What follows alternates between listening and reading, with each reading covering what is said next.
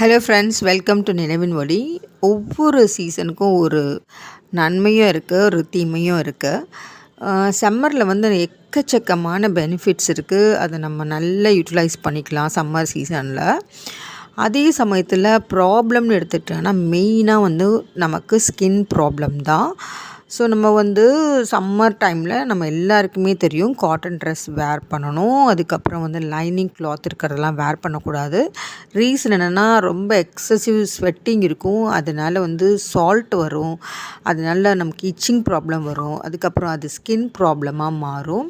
Skin problem once வந்துருச்சுன்னா அவ்வளோ சீக்கிரத்தில் நம்ம விட்டு போகவே போகாது. ஸோ இதை எப்படி நம்ம ஓவர் கம் பண்ணுறது அப்படிங்கிறது தான் பார்க்க போகிறோம். ஸ்கின் ப்ராப்ளம்மை எப்படி நம்ம வந்து ப்ரிவெண்ட் பண்ணுறதுன்னு பார்க்க போகிறோம். ஸோ இதுக்கு தேவையான பொருட்கள் என்னன்னு கேட்டிங்கன்னா, குப்பைமேனி இலை. அது கிடச்சிதுன்னா தயவுசெய்து அதை எடுத்துக்கோங்க. அது அவ்வளோ மருத்துவ குணம் உள்ளது. அதுக்கப்புறம் வேப்பிலை எடுத்துக்கோங்க. அப்புறம் கஸ்தூரி மஞ்சள், ஆலுவேரா.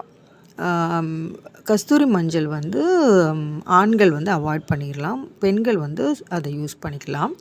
ஸோ இதெல்லாம் சேர்த்து நல்லா வந்து அரைச்சிக்கோங்க. மிக்ஸி ஜாரில் போட்டு அரைக்கிறத விட இந்த மாதிரி உரலில் வச்சுட்டு அரைச்சா இன்னமும் நல்லா உங்களுக்கு அந்த தேவையான அளவுக்கு ஒரு கன்சிஸ்டன்சியில் கிடைக்குது. அதுக்கப்புறம் பச்சை பயிறு போட்டுக்கோங்க. அதோடு கூட கடலைப்பருப்பு மாவும் போட்டுக்கோங்க. பச்சை பயிறு மாவும் கடலைப்பருப்பு மாவும் எப்போவுமே நல்லா அரைச்சி நீங்கள் வந்து ஃப்ரீசர்லேயோ இல்லை ஃப்ரிட்ஜ்லேயோ நல்லா ஏர்டைட் கண்டெய்னரில் ஸ்டோர் பண்ணி வச்சுக்கலாம். இதோடு கூட கஸ்தூரி மஞ்சள், இது பெண்கள் யூஸ் பண்ணிக்கோங்க, ஆண்கள் அவாய்ட் பண்ணிடலாம். இதை நல்லா இந்த மாதிரி நல்லா மிக்ஸ் பண்ணி ஒரு பேஸ்ட் மாதிரி எடுத்துக்கோங்க. ஸோ இதை நம்ம உடம்புலலாம் நல்லா பூசி குளிக்கலாம். சோப்பை அப்படியே அவாய்ட் பண்ணிடலாம். சோப்பை விட இது எக்ஸலண்ட் க்ளீனிங் இதில் பெனிஃபிட் இருக்குது. அதனால் வந்து இதை அப்படியே நம்ம வந்து உடம்பு ஃபுல்லாக தேய்ச்சி குளிக்கலாம்.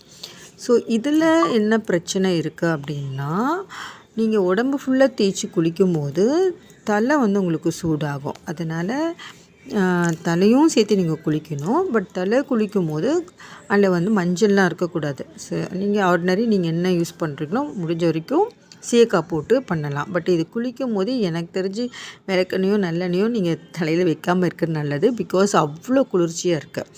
அப்புறம் இன்னொரு விஷயம் என்னென்னா, இப்போ நீங்கள் ஆர்டினரி தண்ணி விட்டு கூட மினரல் வாட்டர் யூஸ் பண்ணுங்கள். சால்ட் வாட்டர் யூஸ் பண்ணாதீங்க ஹேர் வாஷ்க்கு. ஆனால் இது தேய்ச்சி குளிக்கும் போது ஹேர் கட்டாயம் வாஷ் பண்ணுங்கள்.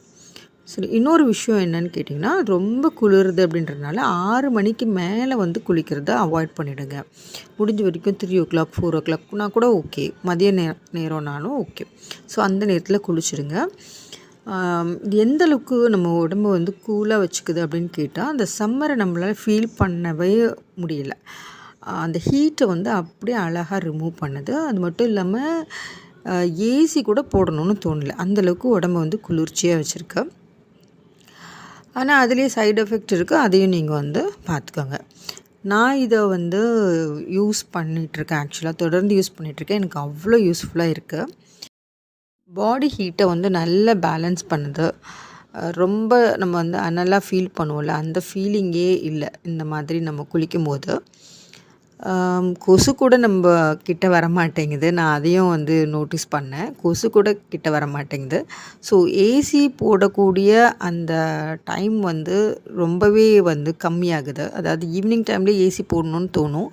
அந்த மாதிரி இல்லாமல் வந்து ஏசி போடணும் அப்படிங்கிற ஃபீலிங்கே வரலைன்னு வச்சுக்கோங்களேன். ஸோ அந்த மாதிரி இருக்குது. கொசுவத்தி ஏற்றணுன்ற அவசியமும் இல்லாமல் இருக்குது. ஸோ அதனால் இது ரொம்ப ரொம்ப எக்ஸலண்ட்டான ஒரு பாத்து. நான் வந்து செல்ஃபாக செஞ்சு பார்த்துட்டு குளித்து பார்த்துட்டு சொல்கிறேன். அதனால் எல்லாருமே ட்ரை பண்ணுங்கள். பட் ரொம்ப குளிர்ச்சியான உடம்பு, அதாவது டக்குன்னு கோல்டெல்லாம் பிடிக்குன்றவங்க கொஞ்சம் கேர்ஃபுல்லாக வந்து நீங்கள் யூஸ் பண்ணிக்கோங்க. தேங்க்யூ. இந்த டிப்ஸ் உங்கள் எல்லாருக்குமே யூஸ்ஃபுல்லாக இருக்கும்னு நினைக்கிறேன்.